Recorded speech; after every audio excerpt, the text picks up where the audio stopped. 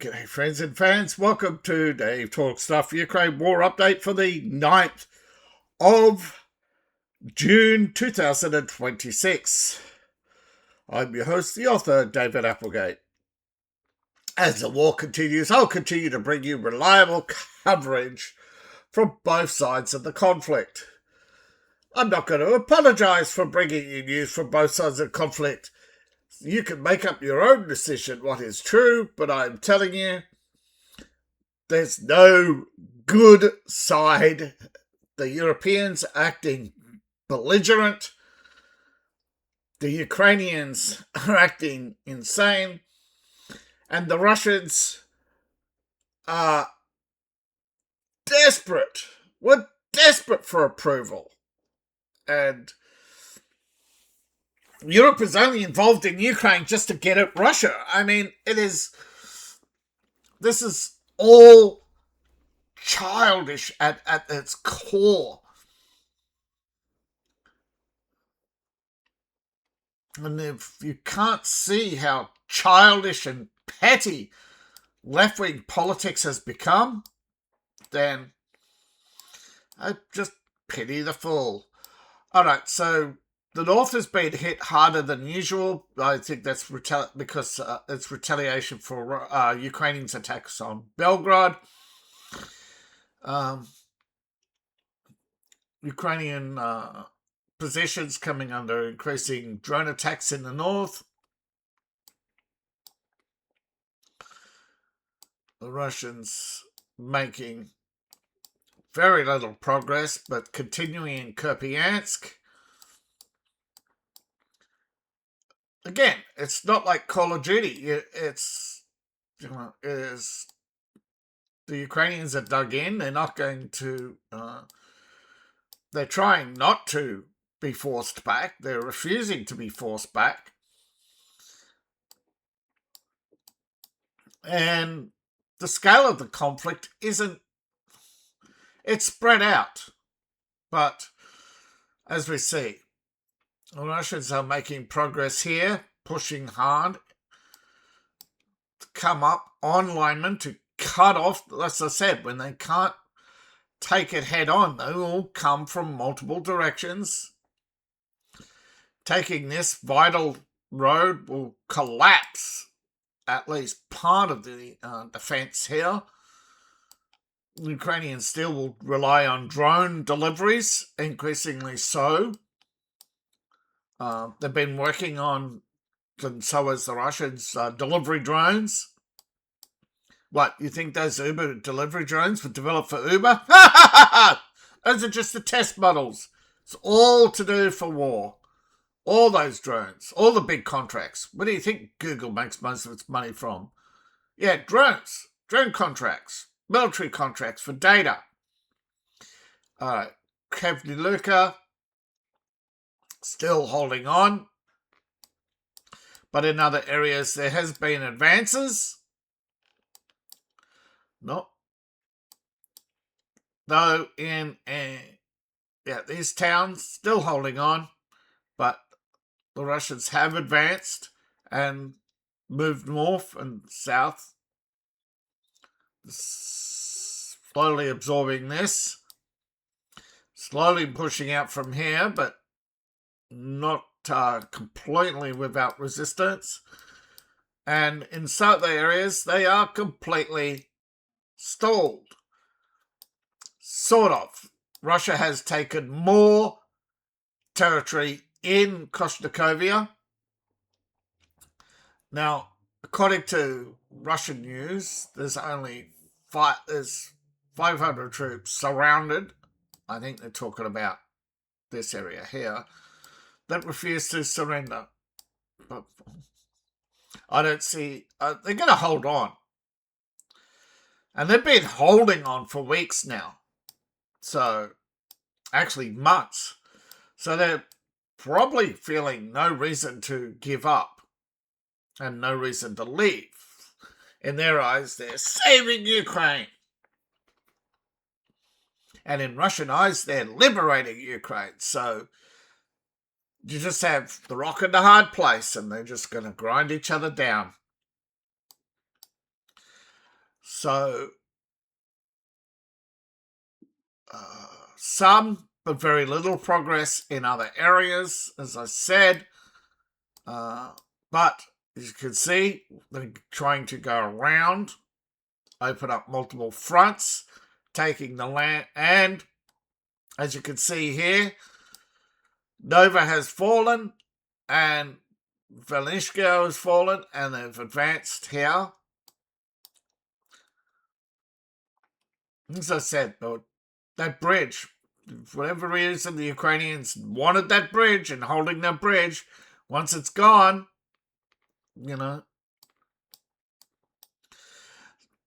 still fighting over this town. Okay. The Russian commander was pushed back and is now trying to reclaim what he, overconfidence. Fell for the empty town routine where, the town's empty, roll in and suddenly artillery opens up. Yeah. Alright, so you can see the Russians made small advances here, but nothing significant. They haven't moved closer onto Orkiv, but they are in artillery range, yet have really done nothing about it. And as for the rest, just some drone strikes, Ukraine lashing out as usual. Now, this channel is sponsored by you, the viewing audience. Empire Valves, that's one word, empirevalves.com. Sorry, empirevalves.myshopify.com. Your one-stop shop for enchanting treasures based on my writing.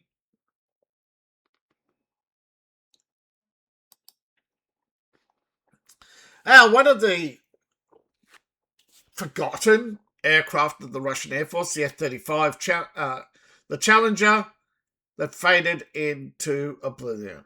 It still fights on. It is the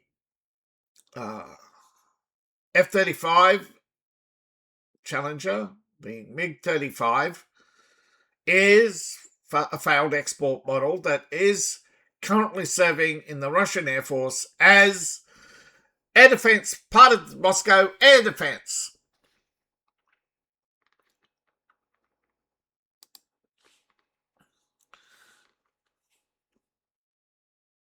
There it is in all its glory, in its heyday, shown off here. Its production has come to a halt. From our earliest days in school, we've been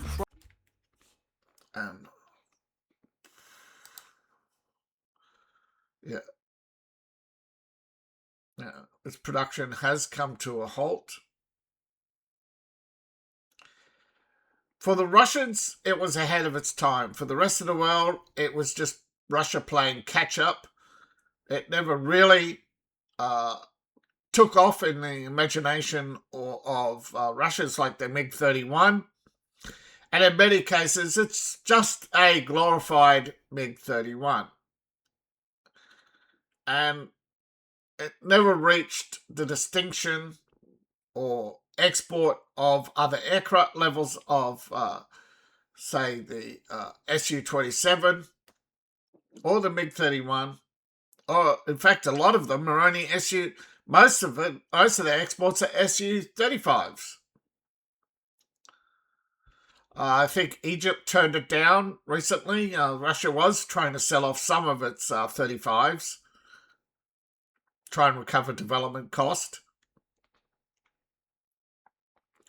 But for now, it serves as, Moscow air defense.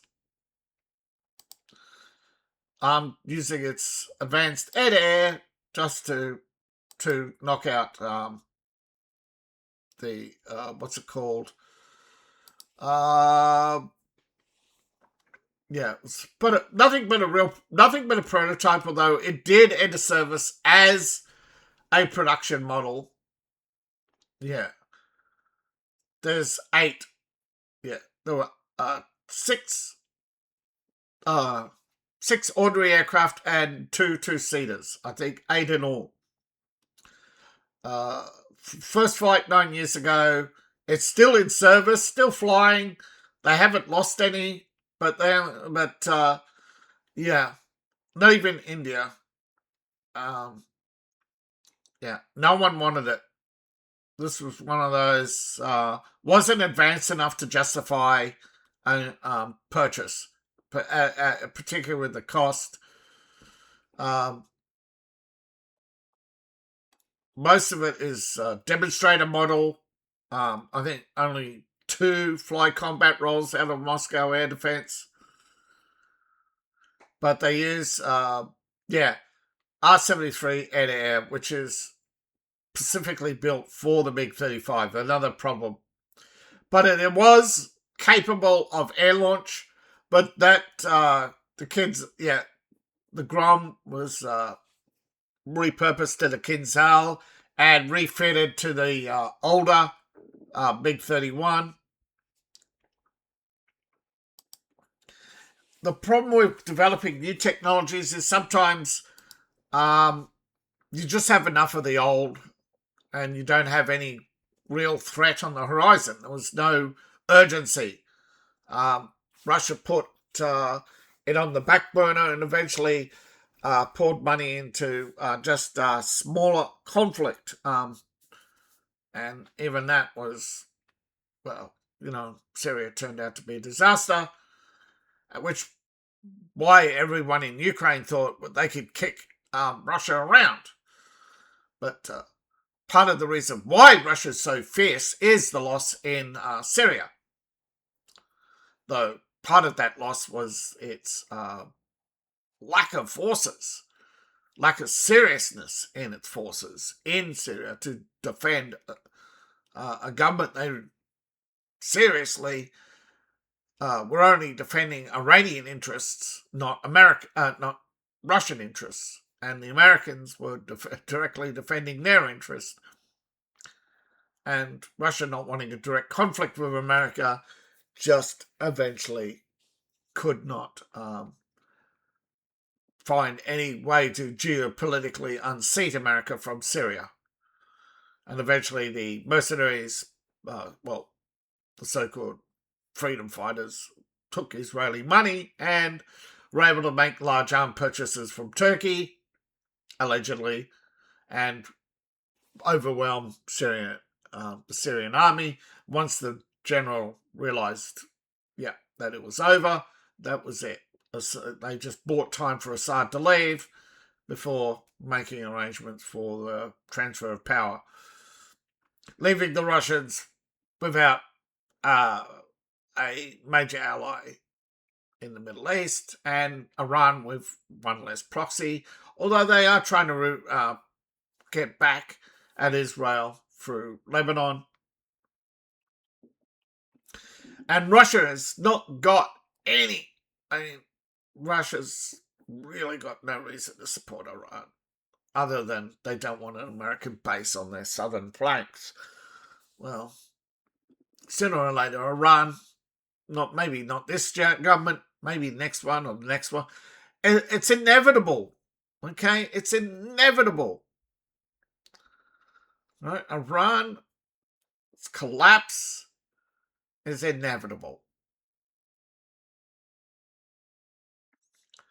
Now, Russia's transformation is inevitable. They're just delaying that as well. And Ukraine is coping and seething right now. There are no good guys in this scenario here. Russia's attacked with 166 drones. I expected more, but they hit more. They hit more than 18 locations, but 18 locations, that's more than yesterday. Now, Zelensky wants to steal someone's money, stealing $2.4 billion from a Russian oligarch from his Chelsea football club. Wants to steal it. Wants to steal someone else's money just because they're Russian. UK government tends to allocate stealing it. Forced him to sell it. They forced him to sell it, now they want to steal it. This is unconscionable violation of human rights. These are nothing but thieves. He's got nothing to do with the Russian government. He's not he's just because he's Russian. They want to steal his money. And it's disgusting. Just shows you how little regard for human rights Ukraine has. Your fundamental rights. He's got nothing. This is going to kill foreign investment.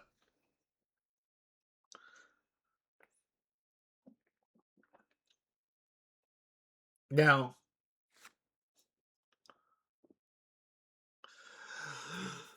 Kostakovia, the Russians are claiming up to 500 soldiers may be trapped in the center. No, not entirely trapped. Whoops. Maps back here. Not entirely trapped. The Russian cauldron clearly has not closed, and there's going to be more than 500. But yeah. But this is one of those things that don't make sense to an outsider. Russia has always preferred the Ukrainians, when they're surrounded or exhausted, to surrender, but they won't. So they go needlessly to their deaths. This is one of those things where Russia doesn't want Ukraine to keep harping on about the deaths. But Ukraine is gleeful about the deaths of Russians. Yet it's lost on people. There's no good guys in Ukraine, okay? They're not heroes. They're gleeful about deaths. They steal other people's money. They don't pay their bills. They don't pay their debts. That country never pays its debts. Zelensky ran on this. Ukraine has no heroes. It is a fragile country with a fragile national identity. Zelensky wants to build a new national identity and rewrite history that the Ukrainian nationalists were heroes. They slaughtered millions of their own people. The left, the right, the Nazis, the communists, the socialists, they all murdered Ukrainians. It was known as Little Russia, historically. And that is the thing they want to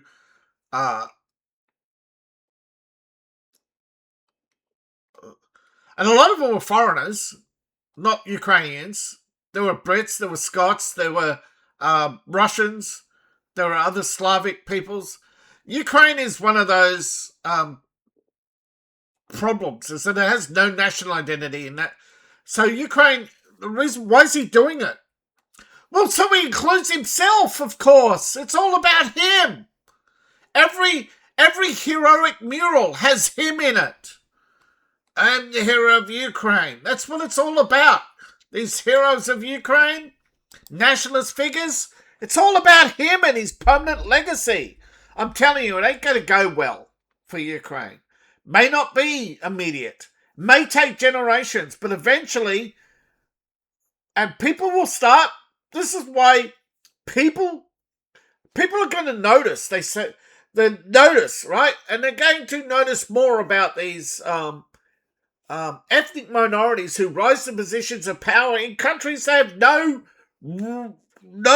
claim to, no right to be in. This idea of human rights, it's all 20th century made up garbage. There are fundamental rights. They are intangibles.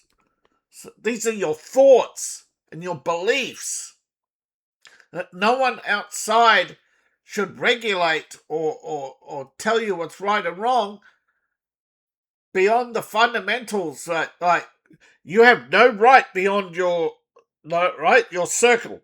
All your rights are contained within you and your circle. We extended those tier 1 rights, like property rights. You're entitled to, you're entitled to the fruits of your labor and all those. But they keep adding and expanding these rights. And once upon a time, they actually said you had the right to a sex life. But no, they want to take that away. So they want to take now away your property rights. That's a fundamental shift in liberalism. But Zelensky, there's no truth but power. That's why they like him. He's a good little team player for the commodification of humanity itself. See my other videos. Last night I did one on the commodification of dating. Tonight, after this, will be a video on the commodification of marriage. Now, the Russian forces have taken more than one settlement today, but predominantly they are focused on the Donetsk region. Yesterday was Zaporozhye. It may be again, but it's an industrial zone and adjacent areas. Again, it seems to be around 400 to 500 in each town. And Russia's sending up to 1,000 troops. It's easier to defend than it is to attack. The defender has the advantage.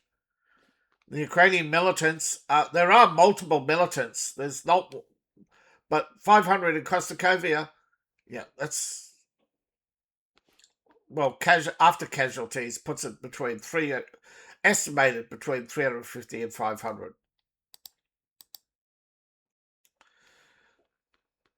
Ukraine probably got 500, yeah. If Russia wanted to, it would have just annihilated them. I know it's propaganda, I know it's PR, but the more Putin does it, the more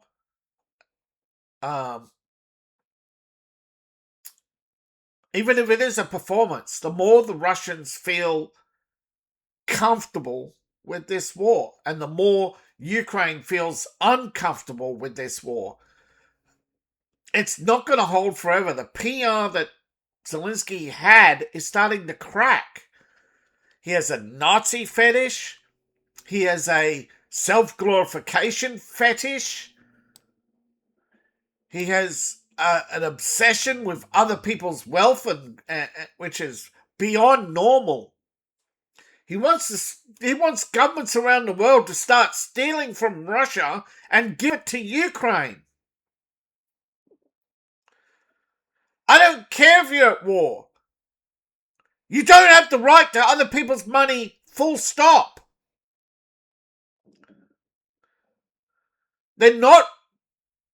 Russia's not a conquered country, and they're not your citizens. He has no right